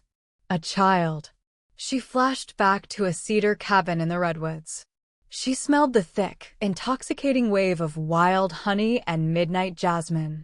She felt the desperate, white-hot pull of an omega who had broken her mind to hide from the world. She remembered the agonizing, brutal restraint it took not to sink her teeth into Kerenza Ravenscroft's neck. A biological mistake, the note had said. Kaylin stood up so fast her chair flew backward, crashing against the laboratory wall. Her hands curled into white-knuckled fists, her chest heaving as the silver in her eyes burned with a terrifying, predatory fire. Kerenza hadn't just run away to Lisbon to escape her. She had taken something with her. Chapter 19. The data fortress Kerenza had built in Europe held its ground against the initial assault. At 2 o'clock in the morning, Kaylin Kincaid sat alone in the dark of the 38th floor, her face illuminated only by the harsh white glare of her dual monitors. Her fingers flew across the keyboard, bypassing security clearance levels that would have gotten any other executive instantly terminated. She tore through the global human resource database, hunting for Kerenza Ravenscroft's name like a wolf scratching at a stone wall. She found the transfer approval. She found the Lisbon office payroll. She found the corporate insurance enrollment metrics. But when she clicked on the localized personal files, the screen flashed a sterile, blinding red. Access denied. Data protected under the EU Privacy Act and Lisbon Localized Privacy Protocols, Protocol 4A. Record encrypted and locked to the regional home office. Kaylin slammed her fist onto the obsidian desk. Matteo. The Lisbon HR director had done his job with terrifying, bureaucratic efficiency. European privacy laws were notoriously ironclad. Not even a global CEO could force an automated decryption without a formal board review, and a board review would expose the very secret Kaylin was trying to unearth. She couldn't verify it on paper. She would have to verify it with her own eyes. The opportunity came 36 hours later under the guise of an urgent, high-level European logistical review. The corporate boardroom in San Francisco was empty save for Kaylin, who sat at the head of the long table, staring at the massive, high-definition telepresence wall. The connection chimed, and the screen flickered to life, revealing the sun-drenched executive office in Lisbon. And there she was. Carenza Ravenscroft sat perfectly centered in the frame. It had been over a year since Kaylin had seen her face, and the sight of her sent a violent, physical ache straight through Kaylin's ribs. Carenza was impeccable. Her dark hair was pinned back in a sharp, elegant twist. Her posture was rigid and flawless. Her crisp white silk blouse was tailored to perfection. "Good afternoon, Ms. Kincaid," Carenza said, her voice cutting through the high-fidelity speakers. It was smooth, cool, and dripping with that familiar, razor-sharp corporate distance. "I was informed you had concerns regarding the Mediterranean transit routes for the third quarter." Kaylin didn't answer immediately. She leaned back in her chair, her piercing gray eyes narrowing into silver slits as she systematically dissected the video feed. She wasn't looking at the transit charts. She was looking for the cracks. She tracked the angle of Carenza's shoulders. She watched the way Carenza's hands were clasped loosely on top of the desk, never moving, never trembling. She tried to read the tiny, frantic pulse point at the base of her throat, but Carenza's high collar blocked the view. Carenza was a vault. A beautiful, unreadable vault of liquid nitrogen. "The routes are secondary, Ms. Ravenscroft," Kaylin rumbled, her baritone voice dropping into a low, gravelly vibration that sent a visible, microscopic twitch through Carenza's left eyelid. The only tell. The only sign that the woman on the screen remembered the redwoods. "I am more interested in your operational efficiency. You've been managing a significant workload entirely on your own since the relocation. I assure you, my personal circumstances have not impacted my deliverables," Carenza replied instantly, her face an unmoving mask of stone. She didn't blink. She had anticipated this exact line of questioning from the moment the meeting invitation hit her inbox. "The Lisbon office is operating at peak performance." Kaylin leaned forward, her hands flat on the marble table, bringing her face closer to the camera. She couldn't smell her through the digital fiber-optic cables. She couldn't catch that intoxicating wave of wild honey and jasmine, but her inner alpha was roaring, pacing the edges of its cage as it stared at the screen. "I don't doubt your performance, Carenza," Kaylin murmured, dropping the formal title entirely, letting the name drag between them like a live wire. "But a machine can only run for so long before the finite variables change. Are you sure there isn't an anomaly in your sector that requires my personal intervention?" On the other side of the Atlantic, Carenza's fingers tightened against each other beneath the edge of the desk, out of sight of the lens.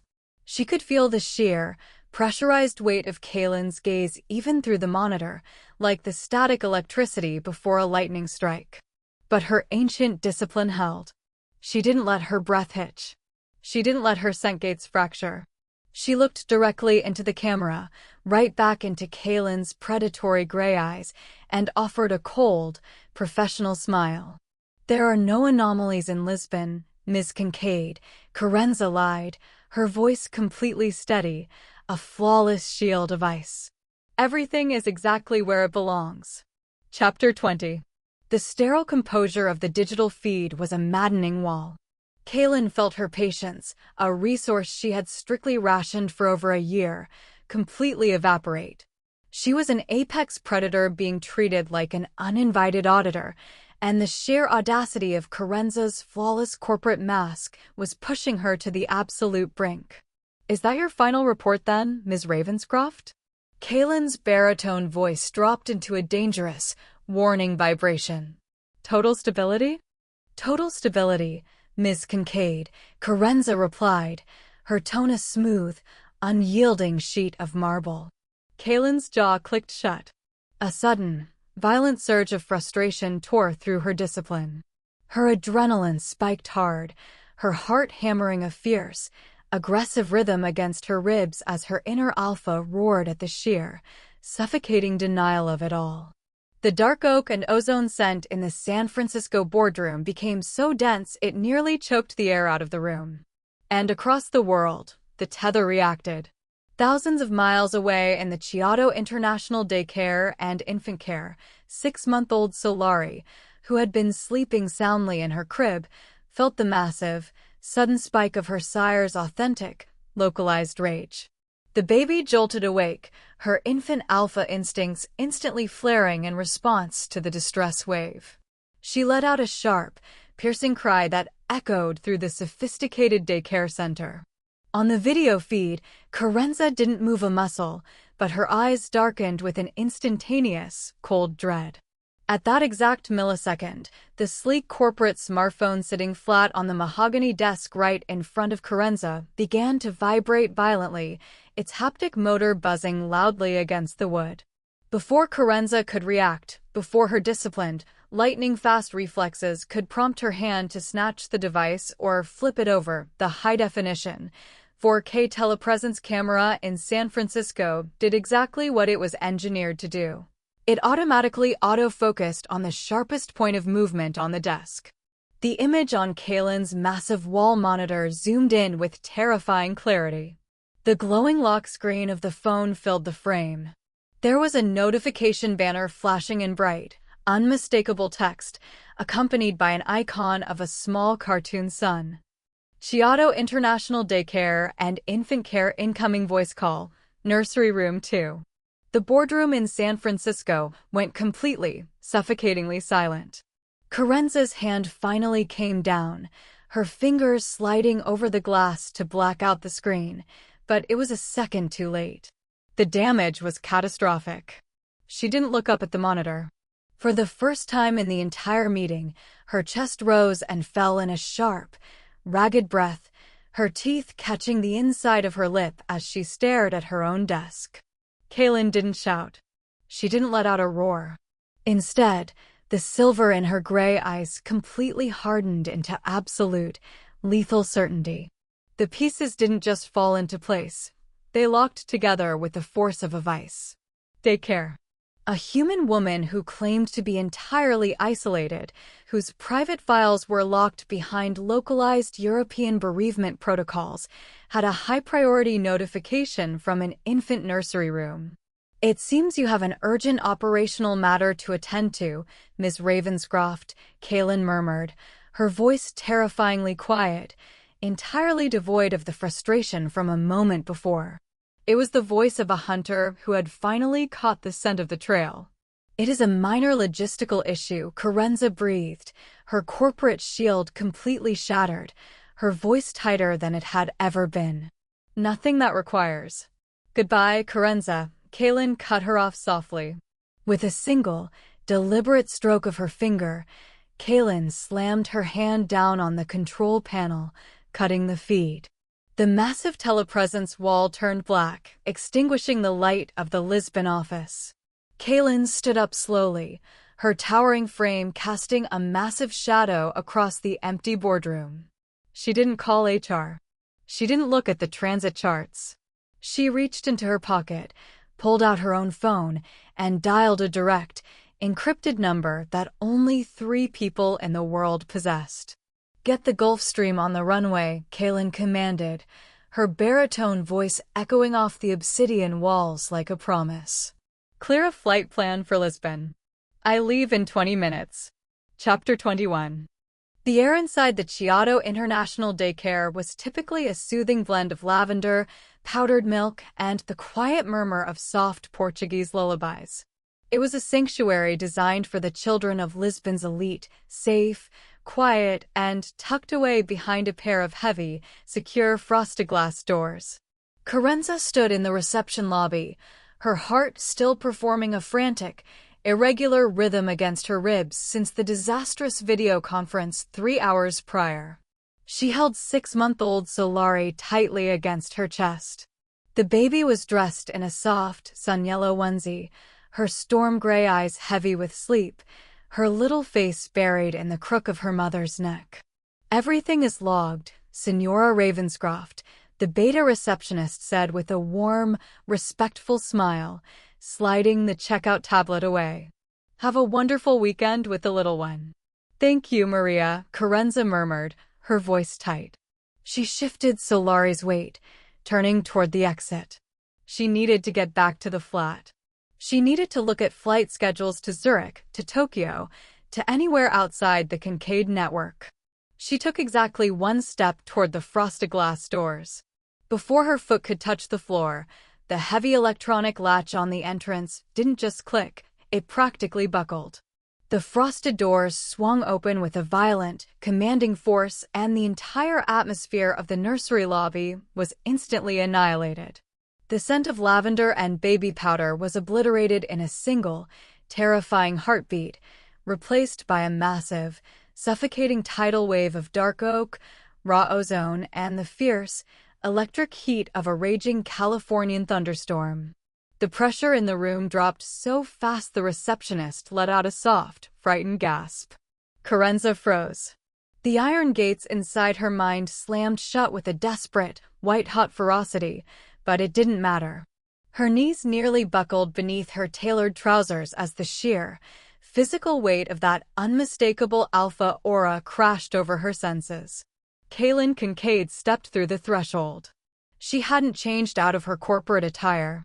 She wore a sharp, bespoke black 3-piece suit, her long dark coat billowing slightly behind her athletic frame. Her hair was windswept from the tarmac, her jaw clenched so tightly the muscles in her cheek ticked violently. She looked like a force of absolute, unyielding nature, a predatory monarch who had just flown across an ocean to claim what was hers. Her piercing gray eyes swept the small lobby, bypassing the terrified receptionist and locked directly onto Carenza. Then her gaze dropped. Kaylin's breath hitched, a harsh, ragged sound tearing from her throat as her eyes landed on the small, perfect bundle cradled protectively in Carenza's arms. The sun-yellow outfit, the soft, dark curls, and the tiny, innocent face of a baby who had just opened her eyes. Solari blinked, waking from her nap. Sensing the massive, overwhelming proximity of the storm, the infant didn't cry. Instead, her little nose twitched. She looked straight past her mother's shoulder, her deep storm-gray eyes locking onto Kaylin's silver gaze for the very first time in the physical world. The cosmic radio station didn't just crackle, it exploded. A profound, radiant wave of sun-like serenity burst from the infant alpha, colliding violently with the heavy, territorial thunderstorm rolling off Kaylin's body. The dark oak and ozone in the room instantly softened, melting into the scent of a forest after a warm summer rain. Kaylin took a slow, trembling step forward, her ruthless corporate mask completely fracturing, leaving nothing behind but the raw, vulnerable awe of a sire looking at her own blood. "Carenza," Kaylin whispered, her baritone voice thick with an emotion she hadn't allowed herself to feel in over a year. She stopped just 2 feet away, her towering frame blocking out the light of the lobby, her hands trembling as she looked down at the child. "You told me it was a mistake."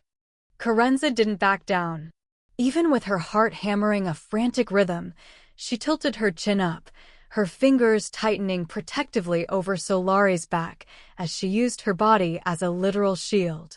"It was a mistake, Ms. Kincaid," Carenza fired back, her voice a razor-sharp sheet of ice, though a single tear slipped silently past her eyelashes. "And you are currently trespassing in my jurisdiction." Kaylin didn't look at Carenza's icy armor. She looked down at Solari, who was reaching out a tiny, chubby hand toward the lapel of Kaylin's black jacket. "She has my eyes, Carenza," Kaylin murmured softly, her hand rising, her long fingers hovering just a millimeter away from the baby's tiny hand, letting the static electricity of their shared blood bridge the gap at last. The storm is over. I'm not going back to San Francisco without you both. Chapter 22. Carenza's grip was firm, her posture unyielding, but she had severely underestimated the raw, instinctual drive of her own child. Solari didn't care about the 36th floor. She didn't care about the Lisbon Privacy Act. All her little system knew was that the source of the thunderstorm, the giant, protective presence she had been tuning into from across the Atlantic for her entire life, was finally standing right in front of her. The baby let out a loud, high-pitched squeal of absolute delight, a sound that cut right through Carenza's icy retort. Solari didn't just reach, she launched herself forward. Her tiny boots kicked against Carenza's stomach, her chubby hands extending fully toward Kaylin's black lapels. She was practically climbing up Carenza's chest, her small body twisting with a surprisingly powerful, dominant strength that was pure Kincaid blood. She wanted the tether closed. She wanted the connection completed, right here, right now. Solari, no, stay still, Carenza gasped, her professional veneer slipping as she suddenly found herself wrestling with a wriggling, determined infant who was actively betraying her.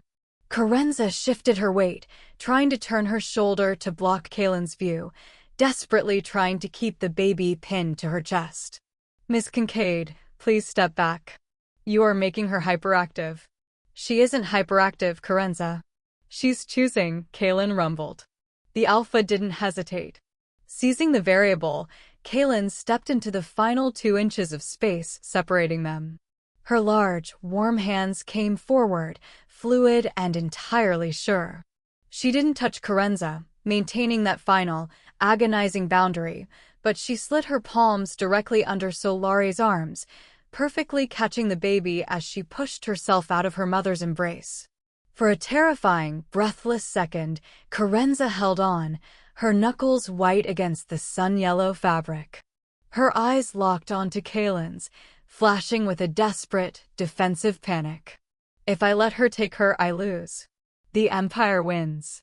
But Solari gave one final, impatient lurch, her tiny fingers successfully latching onto the crisp collar of Kaylin's shirt. Carenza's fingers slipped.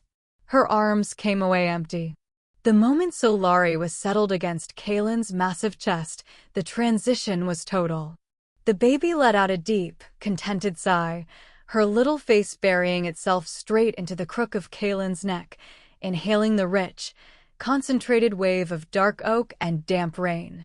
Her tiny alpha aura pulsed once, a bright, golden flare of absolute victory, before settling into a quiet, humming purr.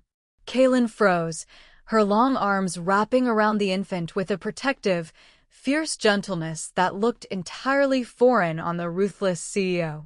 She closed her eyes, a low, ragged breath shuddering through her lungs as the last of her own icy detachment melted away. The cosmic feedback loop was closed. The station was perfectly tuned. She looked up, her gray eyes dark and fiercely possessive as she looked at the empty-handed Omega in front of her. Carenza stood flat against the daycare wall, her arms still raised slightly, her chest heaving as she stared at her daughter in the arms of the storm. Her defensive shield wasn't just fractured, it had been entirely confiscated by a 6-month-old. She has a very disciplined mind, Carenza, Kaylin murmured, a faint, dangerous trace of that old, arrogant wit tugging at the corner of her lips as she cradled their daughter. But it seems her boundary management needs some work. Chapter 23. Solari's boundary management was objectively flawed, a total failure of corporate discipline, but her joy was absolute. Settled against the broad expanse of Kaylin's chest, the little alpha baby let out another soft, muffled sigh, her fingers tightly anchoring themselves into the premium fabric of Kaylin's vest. The sheer, deep contentment radiating from her tiny body was unmatched, a pure biological alignment that completely bypassed a year of transatlantic silence. Kaylin shifted her weight effortlessly, her long, athletic arm wrapping securely around Solari's lower back, supporting her with a practiced, protective ease that looked staggering on a woman who usually only held executive authority. She looked down at the infant, her silver-gray eyes softening into something fiercely tender, before she slowly lifted her gaze back to Carenza. Carenza was still standing against the wall, her arms empty, her lungs working hard to pull in air that was now entirely dominated by the warm, post-storm scent of damp wood and gold. Her defensive shield was gone, leaving her exposed, beautiful, and utterly cornered by the two alphas in front of her. Kaylin didn't use her size to intimidate. She didn't issue a corporate mandate. Instead, she slowly extended her free hand, stretching it out across the small distance between them, her palm open and upturned. It was a gesture entirely devoid of the ruthless CEO who bought and sold companies before lunch. It was simple, steady, and entirely transparent. "The 36th floor is empty, Carenza," Kaylin murmured, her baritone voice a low, gravelly vibration that filled the quiet nursery lobby. "The house in Pacific Heights is too big, and the cabin in the Redwoods is just a ghost story without you." Carenza stared at the long, elegant fingers offered to her. Her mind scrambled for a rejection, a witty comeback, a reference to her European contract, but her tongue felt like lead. "I have an empire to run," Kaylin continued softly, her silver eyes locking onto Carenza's with an absolute, unwavering certainty. "But I don't want to run it alone anymore. Come back to San Francisco. Let me build a perimeter around you both that nobody else can cross. I'm offering you a home, Carenza. With me."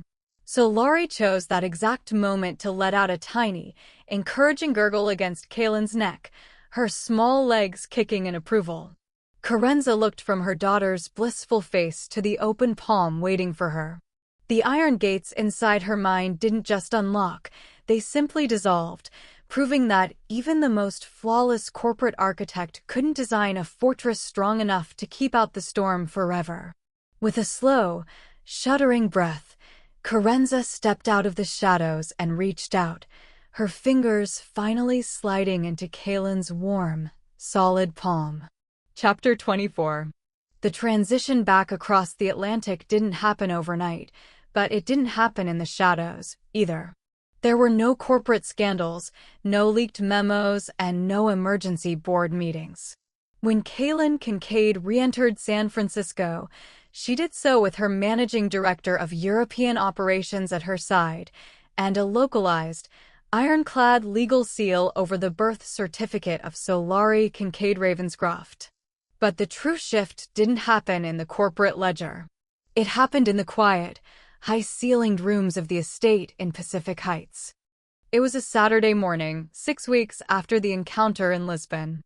The fog was rolling lazily over the Golden Gate Bridge, painting the windows in a soft, diffused white light. Inside the master suite, the usual minimalist, sterile perfection that Kaylin had maintained for years had completely vanished, replaced by the beautiful, chaotic terrain of a home. In the center of the plush rug, Kaylin was stretched out on her stomach, her tailored suits replaced by a soft heather gray t-shirt and charcoal sweatpants. "Step 4, Solari," Kaylin rumbled, her voice a low, lazy vibration as she watched the 7-month-old attempt to navigate a pile of plush pillows. "You must optimize your leverage if you want to clear the perimeter." Solari let out a sharp, determined screech, her little knees digging into the carpet as she successfully lunged over a stuffed bear, face planting directly onto Kaylin's forearm with a victorious gurgle. Kaylin let out a rare, low laugh, her long fingers gently ruffling the baby's dark, wild curls. Carenza sat on the edge of the massive unmade bed, watching them. For 10 years, she had lived inside a mental vice, clamping down on her core until her throat ached, forcing herself to blend into the synthetic, human-coded corporate landscape. She had forgotten what it felt like to simply breathe. Slowly, deliberately, Carenza reached inward. There were no iron gates left to fight. The vice had been dismantled piece by piece during the long flight over the ocean. With a soft, shuddering sigh, she let the final barriers go. Instantly, the bedroom was flooded. The rich, golden warmth of wild honey and midnight jasmine didn't just trickle out, it bloomed, thick and intoxicating, expanding into every corner of the high-ceilinged room. It settled into the linen sheets, wrapped around the cedar frames, and mingled flawlessly with the dark oak and heavy thunderstorm scent that naturally rolled off Kaylin. The collision of their biology was no longer a pressurized shockwave. It was an ecosystem. A perfect, balanced atmosphere where the storm met the sun. The moment the honey and jasmine hit the air, the reaction from her two alphas was instantaneous. Solari stopped wiggling. Her storm gray eyes blew wide, her little nose twitching as she inhaled the deep, maternal comfort of her mother's unmasked scent. She let out a long, blissful sigh, her little body going entirely soft as she slumped sideways against Kaylin's arm, completely intoxicated by the safety of the room. Beside her, Kaylin's entire frame visibly relaxed. The permanent, rigid tension in her broad shoulders, the heavy corporate armor she had worn like a shroud since the night in the redwoods, simply melted away. Her pupils dilated as she took a deep, greedy breath of the air, her thunderstorm aura turning mellow, warm, and deeply protective. Kaylin pushed herself up onto one elbow, looking across the rug at Carenza. The silver in her eyes wasn't sharp or calculating anymore. It was dark with an immense, quiet reverence. "You're making it very difficult to maintain executive discipline, Ms. Ravenscroft," Kaylin murmured, a soft, teasing trace of her old wit cutting through the heavy warmth of the room. "I believe your boundary management was already flagged as flawed, Ms. Kincaid," Carenza replied, a genuine, breathless smile breaking across her face, sharp, sarcastic, and entirely free of corporate restraint. She slid off the bed, walking barefoot across the plush rug, and sank down onto the floor beside them. Solari immediately crawled into her lap, her little hands clutching at Carenza's linen shirt as she nestled deep into the scent of honey and jasmine. Kaylin shifted closer, her massive frame creating a physical wall between her family and the rest of San Francisco. She extended her long arm, her hand settling over Carenza's waist, pulling her flush against her side. Kaylin buried her nose deeply into the crook of Carenza's neck, not to bite, and not to leave a temporary brand, but simply to exist in the space where she belonged. "We need to approve the architectural plans for the nursery expansion by Monday," Kaylin rumbled against her skin, her breath hot and grounding. "File it under pending review," Carenza whispered, her fingers tangling in Kaylin's short hair as she leaned into the solid warmth of the alpha's chest. "Today, the perimeter is closed." Outside, the San Francisco fog pressed hard against the glass, but inside the room, the fortress was complete. They had built a home out of a storm, a sun, and the wild, unyielding territory of a bond that could no longer be denied. Epilogue. The redwood forest of the Santa Cruz Mountains was entirely silent, save for the ancient, rhythmic sigh of the wind through the high canopy. A year and a half after a corporate architect had packed a single suitcase and fled into the gray dawn, Cabin 4 looked exactly the same. The cedar walls were seasoned by the coastal fog, the massive stone hearth stood ready, and the shadows of the giant trees stretched long across the ridge. But inside the cabin, the atmosphere had been completely rewritten. Carenza stood before the floor-to-ceiling windows, looking out at the golden afternoon light filtering through the branches. She wore a simple, impeccably tailored silk gown the color of spun cream. Her shoulders were bare, her dark hair pinned up loosely to expose the elegant line of her neck. For 30 years, she had viewed her biology as a flaw in her blueprints, an unoptimized variable that would cost her her autonomy. Today, as she listened to the low, resonant rumble of a laugh from the adjacent room, she realized she hadn't lost an inch of her territory. She had simply expanded it. The heavy cedar door clicked open. Kaylin stepped into the room, and the air immediately grew thick with the familiar, electric heat of a summer storm. She wore a dark, midnight blue tuxedo, the stark formality of the suit doing nothing to mask the raw, predatory grace of her athletic frame. But the usual ruthless, impenetrable mask she wore as the head of Kincaid Enterprises was completely absent. Her gray eyes were bright, silver, and intensely focused on the woman by the window. In her arms, 20-month-old Solari was a chaotic burst of energy.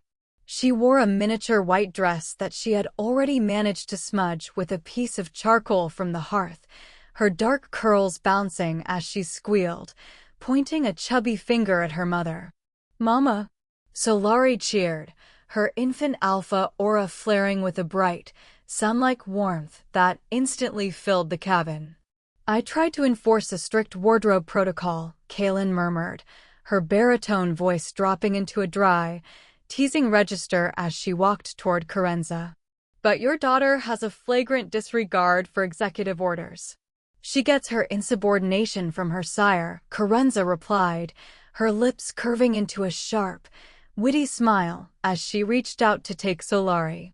The moment the baby shifted into Carenza's arms, the final pieces of their ecosystem fell into place. Carenza didn't hold back. She let the iron gates of her ancient discipline dissolve completely, pouring out a dense, radiant wave of wild honey and midnight jasmine.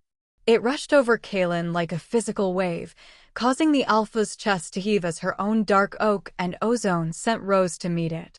They didn't invite 100 executives. They didn't invite the board. The ceremony on the ridge had been brief, private, and legally finalized an hour ago by a localized magistrate who understood the meaning of absolute discretion. The legalities were complete. The social contracts were signed. Now there was only the blood. Kaylin stepped closer, her towering frame blocking out the light from the window, casting her shadow completely over her family. She reached out, her long, elegant fingers gently taking Solari from Carenza's arms and setting the toddler down on the plush rug. Solari, sensing the immense, solemn weight of what was about to happen, didn't fuss. She simply sat by the hearth, her storm-gray eyes wide and watching. Kaylin turned back to Carenza, her large hands coming up to cradle the smooth skin of her jawline. The silver in her eyes burned with an immense, breathtaking reverence. 2 years ago, I let you leave this room because I was a coward who feared a scandal, Kaylin whispered, her voice rough, vibrating against Carenza's lips. Today, I am taking the Empire off the ledger. There is nothing above this. I know, Carenza breathed, her hands coming up to rest flat against Kaylin's chest, feeling the fierce, thundering rhythm of her heart. Claim it, Kaylin. Lock the gates. Kaylin didn't hesitate. She slid her right hand down to wrap securely around Carenza's waist, pulling her flush against her body until there was no air left between them. She tilted Carenza's head back, her thumb pressing firmly against the pulse point at the base of her throat, exposing the highly sensitive, unmarred skin where the Omega's core frequency resided. Kaylin leaned down, her lips brushing the scent gland once, twice, inhaling the intoxicating, pure essence of jasmine and honey until her inner alpha was roaring with an ancient, territorial hunger. Then, her teeth bared. With a slow, deliberate, and deeply possessive pressure, Kaylin sank her fangs into the side of Carenza's neck. Carenza let out a sharp, gasping cry, not of pain, but of absolute, overwhelming surrender as the biological circuit was permanently completed. The spark hit her veins like liquid gold. The phantom tether that had stretched across an ocean for months didn't just snap into place, it solidified into an unbreakable, diamond-hard bedrock. Kalen's dark oak and thunderstorm poured directly into Kerenza's core, branding her, sealing her, and rewriting her biological frequency until they were a singular, unified organism. When Kalen finally pulled away, her lips were slick, her breathing ragged as she stared down at the mark. The skin was flushed, a perfect, permanent crest that would tell the entire world, Alpha, Beta, and Omega alike, that Kerenza Ravenscroft was permanently anchored to the storm. Kerenza leaned her forehead against Kalen's chest, panting, her entire body humming with a deep, profound relaxation she had never experienced in her life. She was safe. She was whole. From the floor, Solari let out a loud, triumphant babble, crawling forward until her little hands clutched at Kalen's trousers and Kerenza's silk hem, her infant aura pulsing in perfect harmony with the newly sealed bond. Kalen looked down, a soft, rare smile illuminating her fierce features as she reached down and scooped their daughter back up, sandwiching the toddler securely between their chests. The San Francisco fog would roll in by evening, and the corporate world would be waiting for them on Monday morning. But inside the Redwoods, the architecture of their lives was finally complete. The perimeter was locked, the variables were absolute, and the home they had built out of ice and lightning was completely impenetrable.